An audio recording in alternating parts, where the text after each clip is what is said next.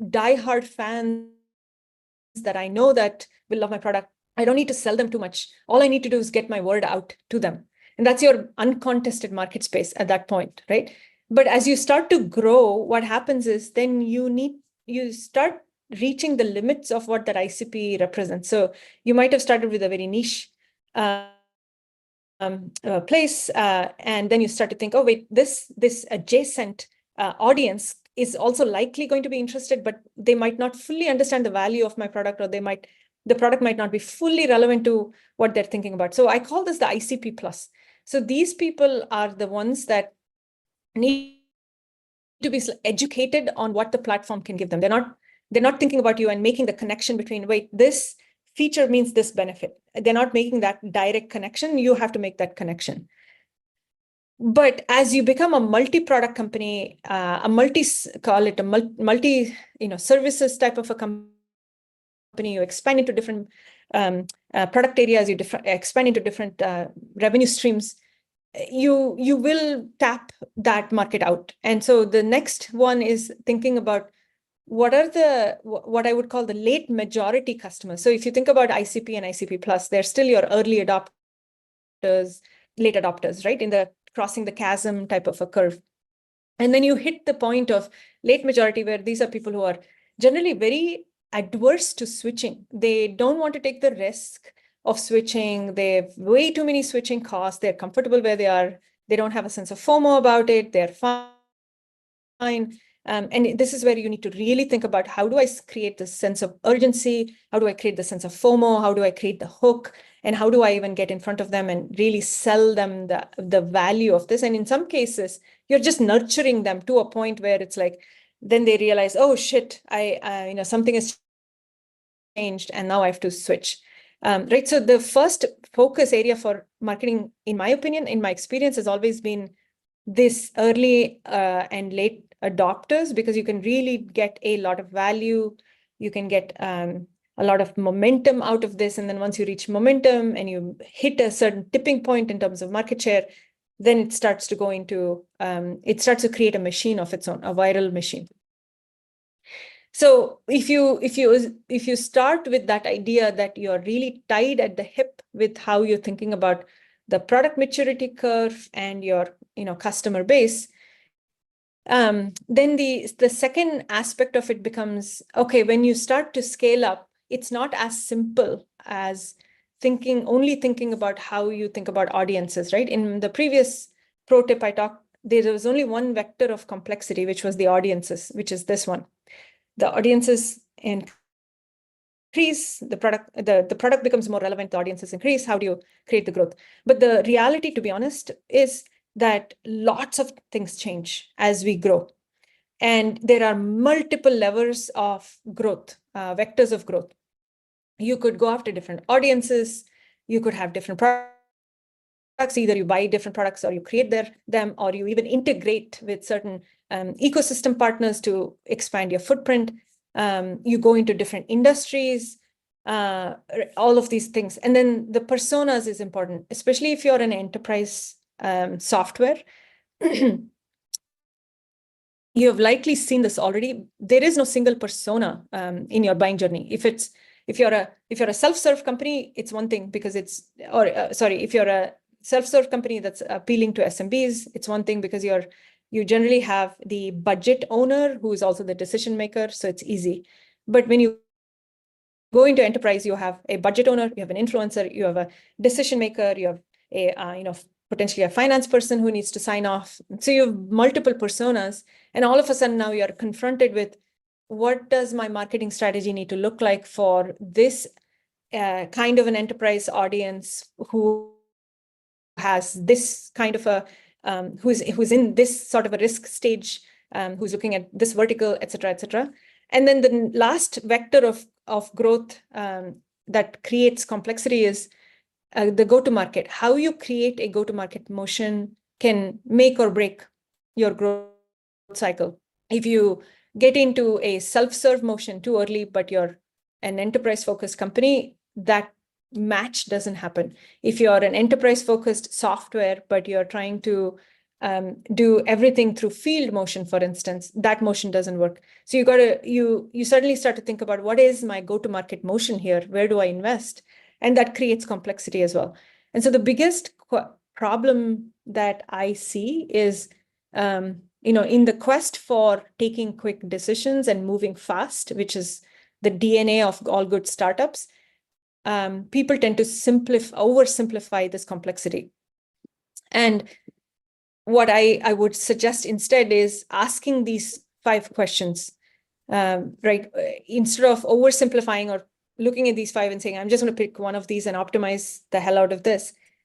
Think about these 5 questions. What is the big insight that drives urgency? So if I'm if I'm a software that's appealing to a financial controller in a big enterprise, what's the one big thing that is driving urgency on their part? What is the problem statement that you're trying to be known to solve? What is basically the job to be done, right? The second thing I would love for everyone to think about is, what is the new category you want to dominate? Why do customers care? Is it an existing category? Is it a subcategory? Is it something completely new that we haven't defined for the market yet that we want to go and create? So being very deliberate about the new category becomes important. And then the third one is I cannot understate how important this third question is, which is, where do I play versus not play? What are the things that I will absolutely not do? I will not do self-serve because it is not relevant to me, or I won't build a whole field motion, or an outbound motion, because I am going to be a self-serve focused business. Where do I not want to play? And then how do I want to win? It could be that I want to win primarily through a partner ecosystem, a really robust ecosystem of integrations. That could be your clear how to win. Or in some of these companies who have gone to amazing successes have said, I'm just going to focus on inbound marketing as my big lever. So how do you want to win? And then what are the current growth levers that can scale? This is another super important thing.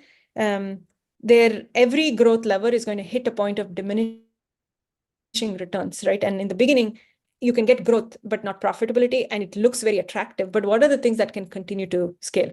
So don't oversimplify complexity.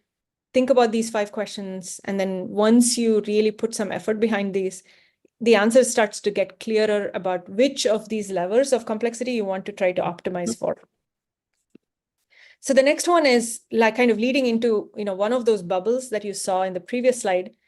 I'm calling it know your motion, but what people don't, fully realize is there are multiple ways to go to market, right? So PLG is a very well-known thing, bottoms up, self-serve, product-led growth. And for those who are not familiar with this is basically the idea that your product is so intuitive and so user-friendly that people sign in, they self-serve their way into both signing up for a premium experience, and or they continue to sign up to add-ons and features, and they basically use the product on their own. A very minimal human intervention.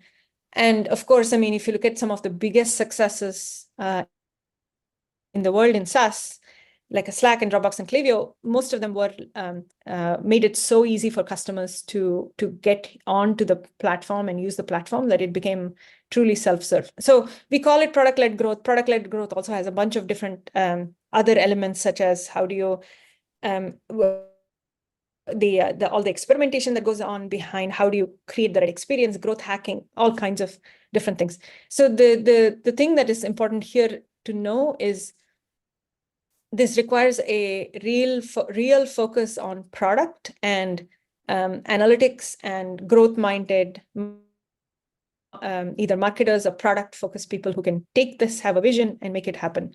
Then on the other side of the spectrum, you have sales-led growth, which is basically the idea that you're having a bunch of touch points, human touch points, right? And I think that's also fairly obvious. Now, the interesting part is you can create hybrid motions, the PLG and SLG motion. One example we had at Dropbox was this thing called self-serve sales assist, which was basically people would self-serve but their needs were a bit more complex. So at that point, we would offer them a way to chat with a human and or get in touch with a human, request a demo, and then that human would convert the sale. All of this is saying at different paths in your company's life cycle, different motions become relevant. And so the most important thing is to make sure that you're really focused on understanding what is relevant to your audience, at what point, and where do you think you can scale, and focusing on that. I won't touch on this. I think we can skip because I've kind of walked through this, but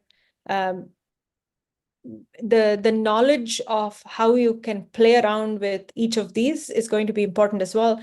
But also keep in mind too, some of these are much larger investments, particularly on the, let's say, the sales-led go-to-market motion. You're talking about hiring people, commission planning, all that kind of stuff. So there's a cost to each of these. And the important thing is to recognize where do you want to scale, where do you want to grow? What do you want to be known for? Where is the growth going to come from? And how much is it going to cost? And is that balance going to work?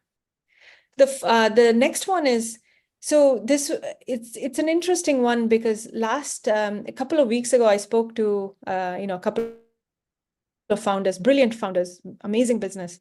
And they're sub $500,000 in ARR. And they said, we want to start building out the brand right away. What do we need to do? Should we invest more in brand?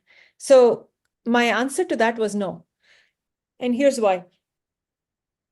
I think about brand building in two elements. One is there is a top-down brand building approach, which is basically you're saying, I don't care what the market, I don't really want to know, I don't really want to segment the market.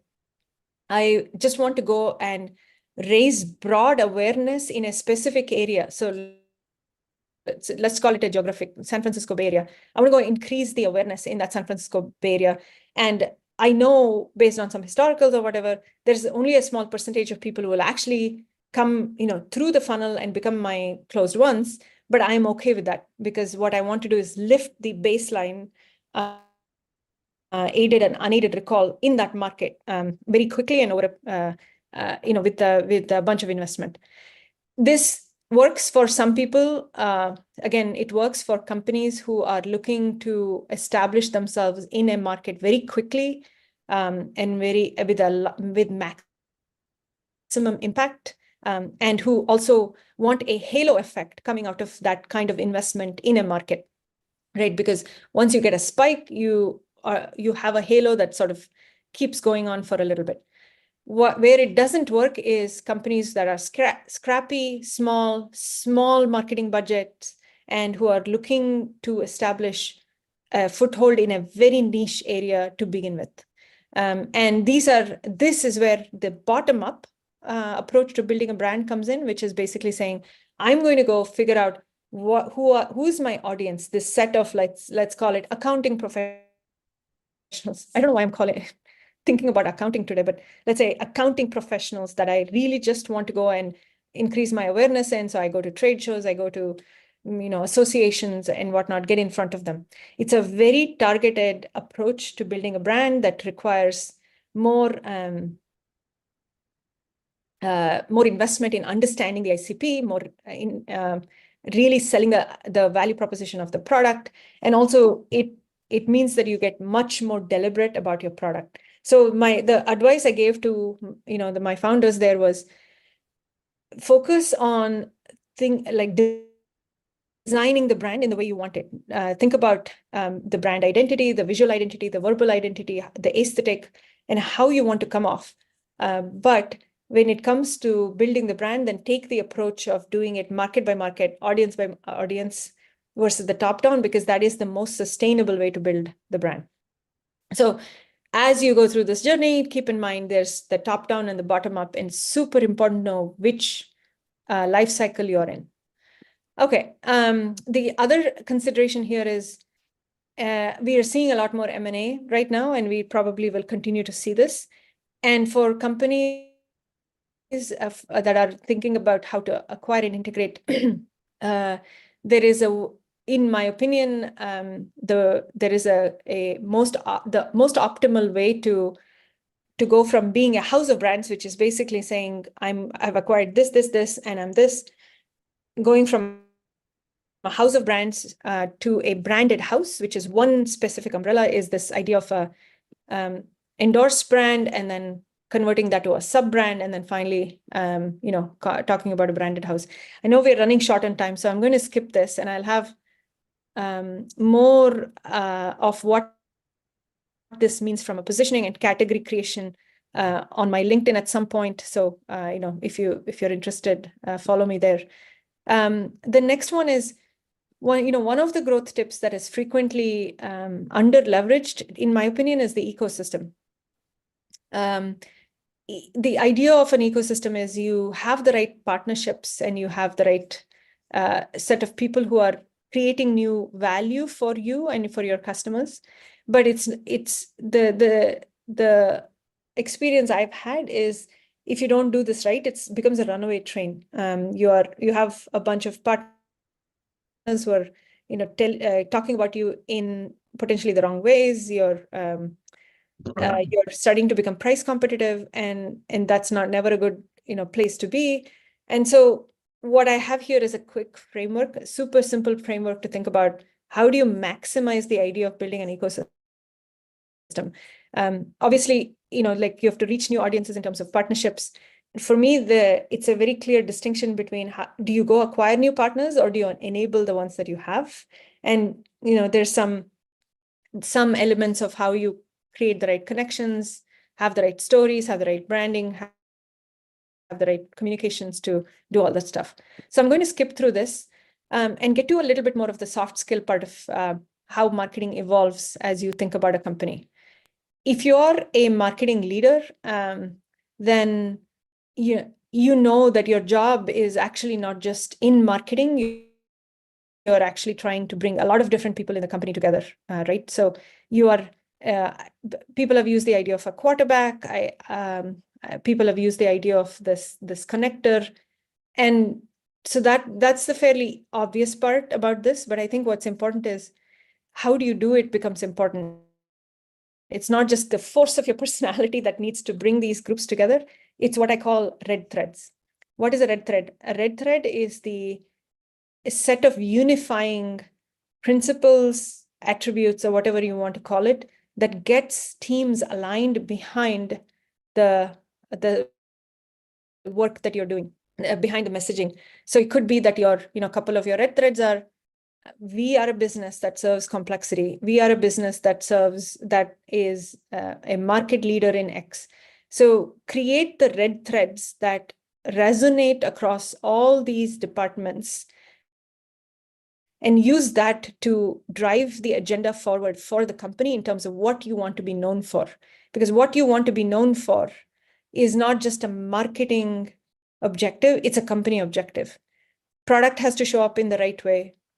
Finance has to show up in the right way. Sales has to say the things that you believe the company stands for. Customer success has to have the same voice in how you interact with people. So this idea of a red threads, which I've used in the past, becomes very important to get people aligned. This one is a bit more tactical. Every single company that I have been at, the first job I've had to do has been to figure out how to reduce the marketing budget and increase efficiency. There's a lot of detail behind this in terms of the ongoing experimentation that you need. In my opinion, some of our partners like Google and Meta are really good partners in terms of helping understand the ways to create more optimization, et cetera. But I just want to focus on three things that I've seen over and over that don't generally happen within companies. And these are things that we can control. One is with all of the latest generative AI stuff, there is so much we can do with AI to drive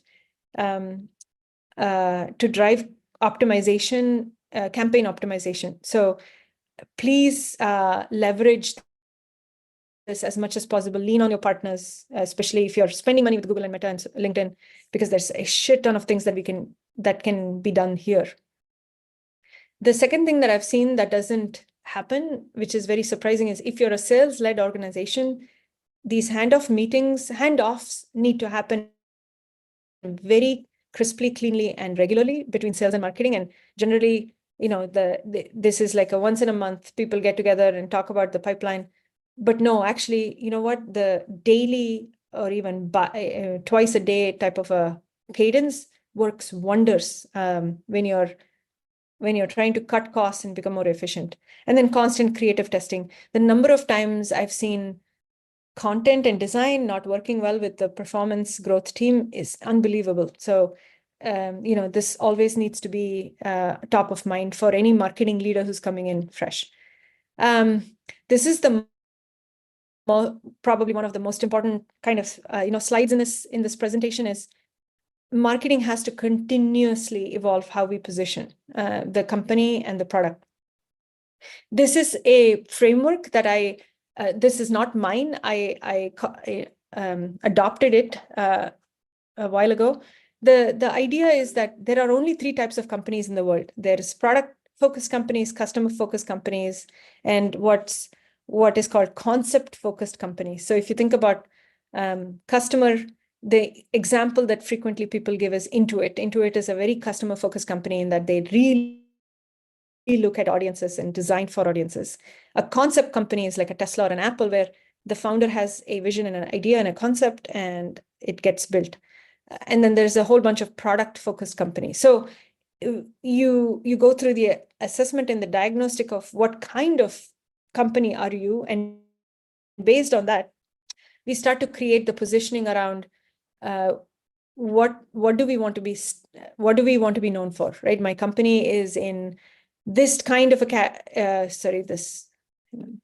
my company is this type of a company. I'm a product-focused company. We are in this category where we provide this kind of a solution to these kind of people, and these are the benefits we offer, and they care about it because of this reason, the cultural context. I would actually also add this idea that when we talk about the value proposition, we also need to always think about the reasons to believe. So we always want to be saying, this is why you should believe in me. I've shown 30% growth in efficiency for your competitors, so this is why I can do it for you. Always keeping an eye on these 5 things and making sure your positioning is always updated is a very good idea, because if the company is innovating rapidly, the positioning needs to stay in pace with the innovation, or else it goes out of whack. All right, the last couple of bits. One thing I kind of talk about quite often is as you grow the marketing team, and I've done this mistake in the past, is either hiring too many generalists, people who can do a lot, or hiring too many specialists, but putting them in silos where they don't kind of come together and work together. So the important takeaway here is, depending on where you are in the evolution of the marketing team, think about the capabilities you want to have in the team, what kind of headcount, and then what is the unifying framework, say what kind of goals, roles and responsibilities, and culture. So even going beyond, I know we are talking about marketing as a thing here, but even going beyond marketing, what I've done with sales and other go-to-market groups is also exactly this, which is, what is the balance of specialists and generalists? And if you bring in generalists, how do you get them to become I-shaped? And if you bring in specialists, how do you get them to become T-shaped, right? That's the way to think about this. And the last one, this is actually a favorite of mine, is this idea that, are you a map maker or a market creator? A map maker, in my opinion, and there's no right or wrong, by the way, both of these lead to success. But as a company, and this is not just marketing, as a company, are we charting? We know what the map is. We know, we have a certain amount of share. We want to increase the share. We know where we're going. and we just have to go get that share? Or are we in a completely uncontested new category, new space? We don't even know how to define what we have. Customers don't know how to define our solution.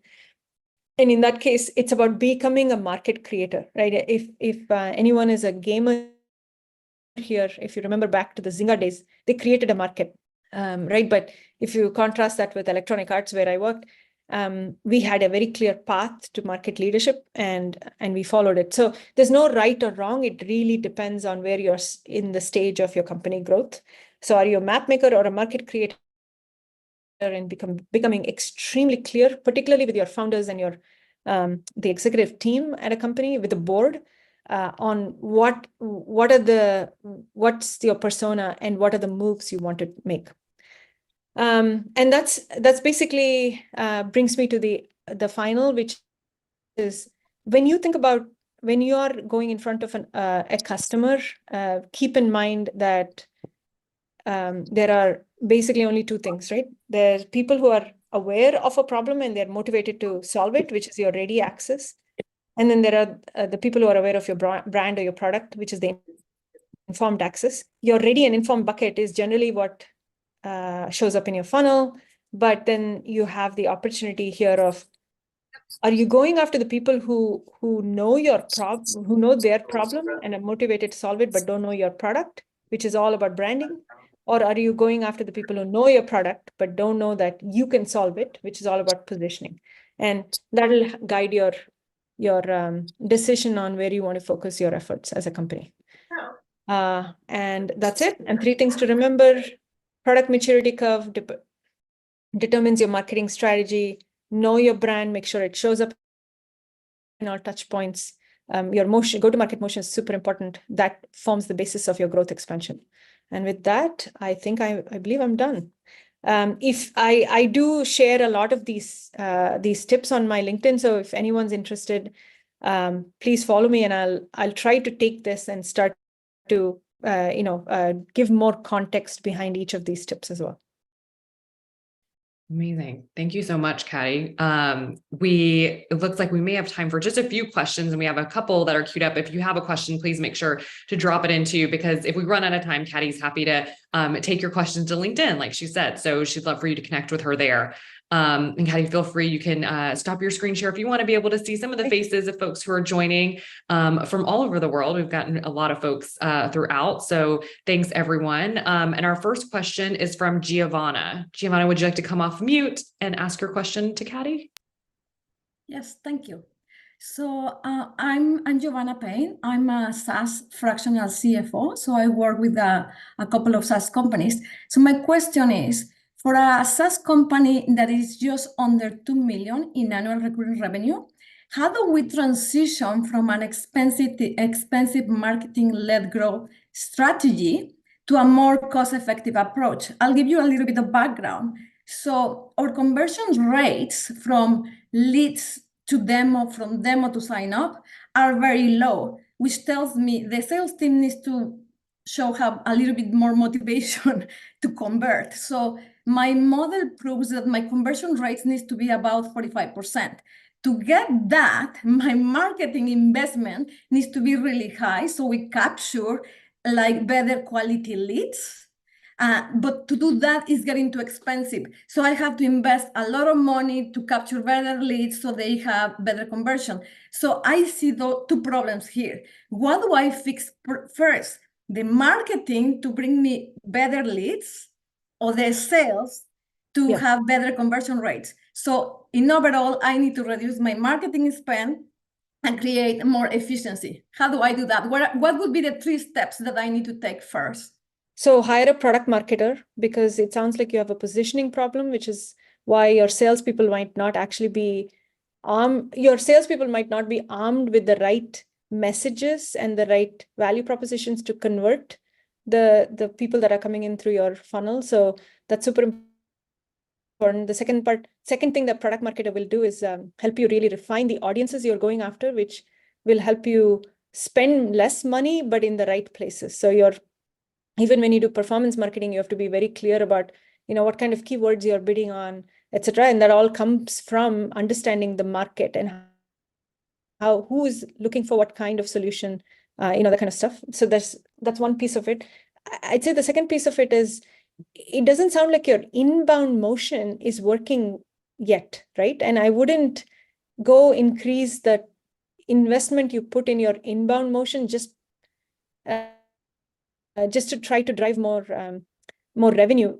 What I would explore further is actually, going back to the partners ecosystem, or even looking at an outbound sales motion. I would explore whether those would give you better ROI in the short term. And I'm not saying you go hire, 15 different reps. I'm saying, get one full stack AE who can start to knock on doors and see if that makes more sense than having inbound. In my opinion, inbound will only work when you already have a critical mass of customers that are using your product and that you can leverage to do more with them. So you can do more lookalikes, you can start to do more of the, you can leverage that base of customers to do more. That's when inbound works. But inbound will not work if you're relatively new to the market and you have very little marketing budget and you're trying to attack customers. Thank you so much. Absolutely.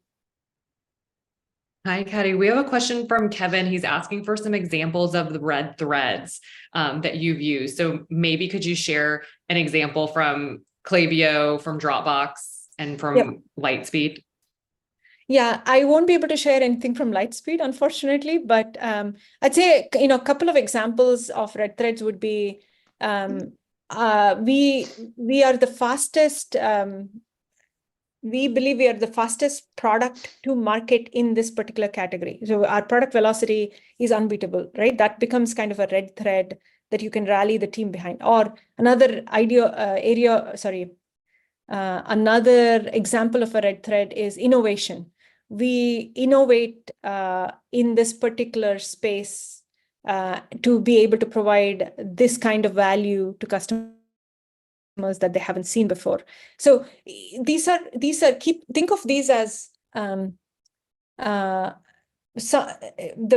attributes you want to be known for. You want to be known for scale, you want to be known for innovation, you want to be known for freshness, you want to be known for disruptive thinking. Whatever those things are that you want to be known for, that becomes your basis for your red threads.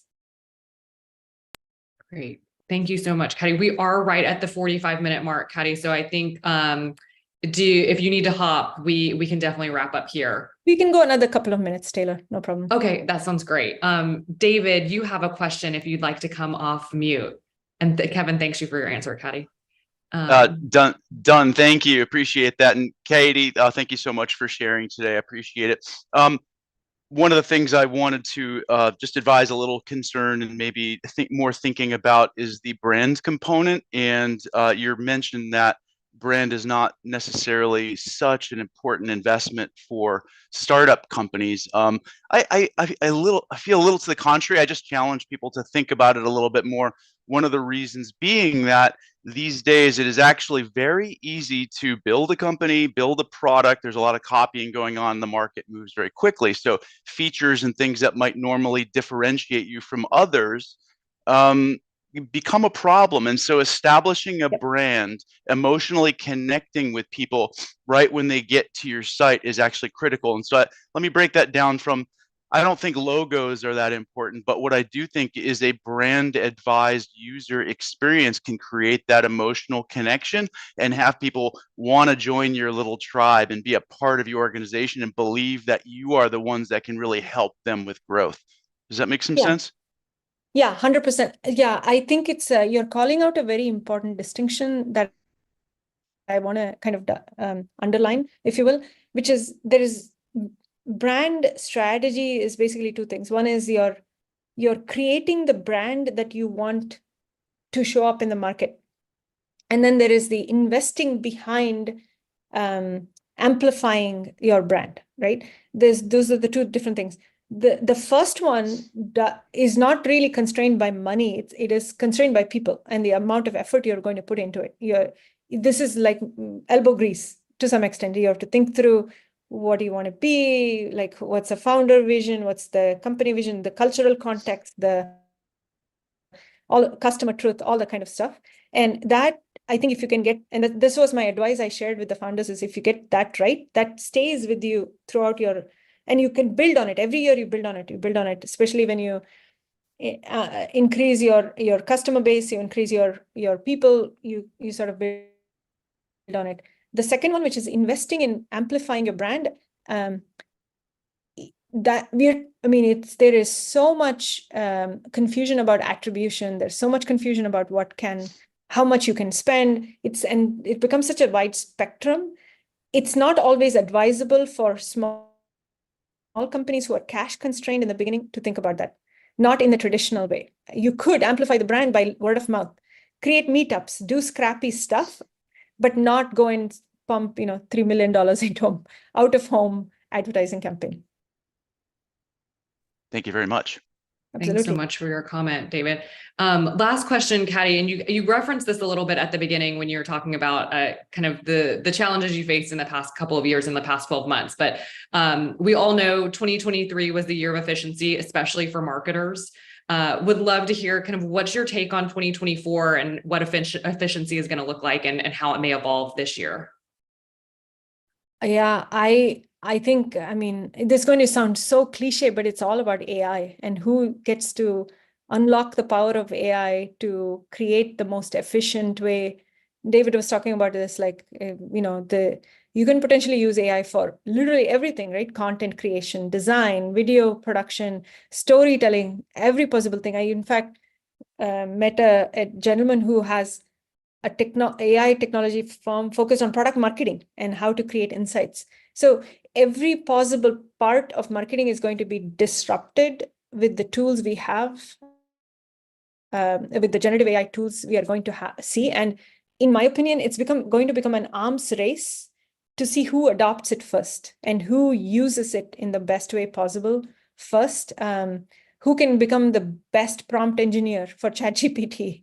How can we leverage ChatGPT to write the content that you want in the voice and tone that you want? So it's just going to become, efficiency as we know it will be taken to the next level. And it's going to require everyone constantly learning and experimenting to keep up with it. Amazing. Well, Kady, thank you so much for a great presentation and for all your insights. Thanks to everyone for joining. We did get quite a few questions for the slides. So as always, slides are going to be available right after the session, probably later today on slideshare.net/SaaStr. And the recording will also be available on YouTube immediately after we wrap. So make sure that you're subscribed to both those channels to check everything out. Kady, thanks so much for joining us. And then we are back next week for another edition of Workshop Wednesday. We're really excited that we are back with Nick Mehta, co-founder and CEO of Gainsight. A couple of weeks ago, we had a really amazing session with him where he and Jason were chatting about the future of CS. And we got more questions than we could get to in that amount of time. So Nick's back to answer all your questions and more. So please make sure to join into that great customer success session next week. And again, Kady, thanks so much. Everyone, make sure to follow and connect with her on LinkedIn. Thank you so much, Taylor. Thanks everyone for joining in. Thanks. See everyone next week.